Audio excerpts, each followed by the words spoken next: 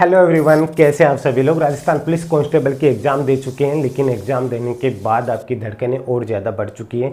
जैसे आप किसी भी यूट्यूब चैनल पे या फिर किसी से भी बात करते हैं तो आपको कट ऑफ को लेकर के बहुत ज़्यादा डर लग रहा है। आपको कोई लोग बोल रहे हैं कि 130 प्लस क्वेश्चन किए, कोई बोल रहा है 120 प्लस किए, कोई बोल रहा है 140 प्लस भी किए हैं।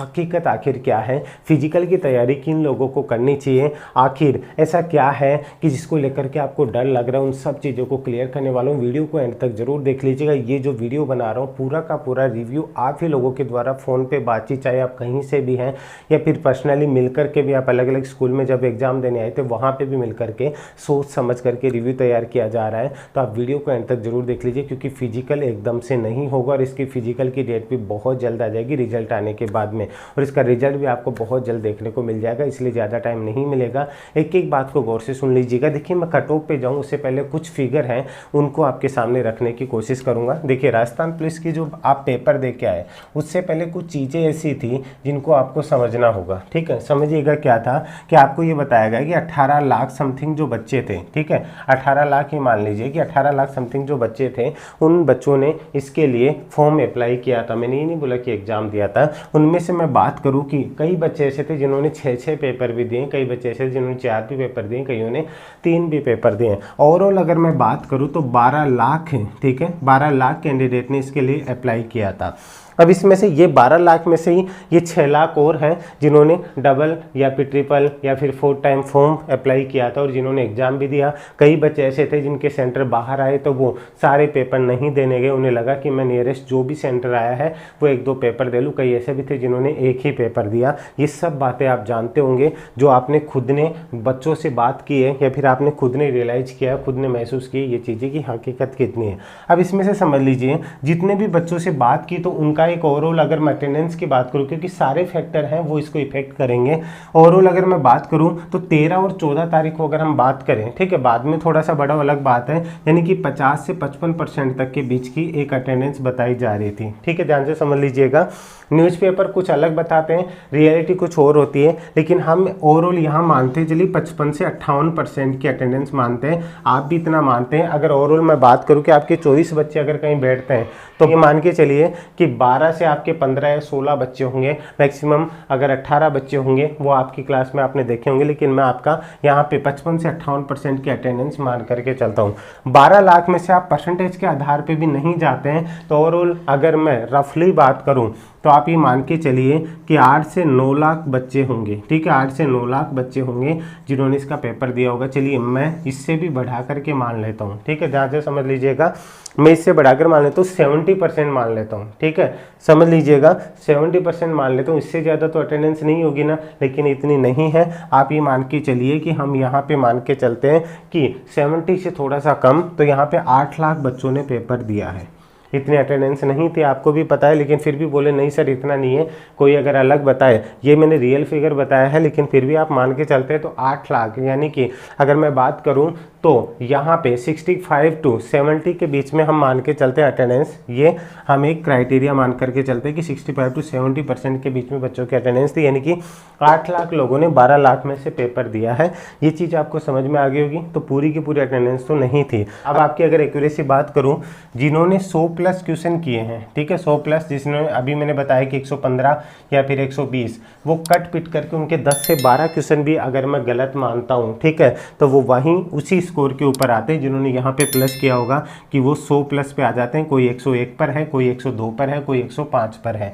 यही आपकी कंडीशन है, ये आपने खुद ने देखा होगा। दूसरी बात, रियलिटी यह है कि अभी आपके पास पेपर नहीं है। कई क्वेश्चन को जिनको आप सही मान रहे हो ना, वो क्वेश्चन भी बहुत से ऐसे निकलेंगे जो कि आपके गलत होंगे। अभी आप सिर्फ मेमोरी बेस्ड जो क्वेश्चन है उनको चेक करने की कोशिश कर रहे हैं। कईयों के प्रॉपर आपको ऑप्शन भी याद नहीं है, चाहे जैसे रीजनिंग का सवाल है, जैसे कोई कंप्यूटर का सवाल है, जीके का तो मान लीजिए आपको याद रह जाए। तो ओवरऑल अगर मैं बात करूँ, आपको घबराने की जरूरत नहीं। बच्चे 100 to 105 तक पहुँच रहे हैं। ठीक है, ध्यान से समझ लीजिएगा, 100 to 105 तक पहुँच रहे हैं। तो ओवरऑल अगर मैं बात करूँ, आपको ये पता है कि आपको फिजिकल करना है, लेकिन फिर भी डर लग रहा है कि आप करें ना करें।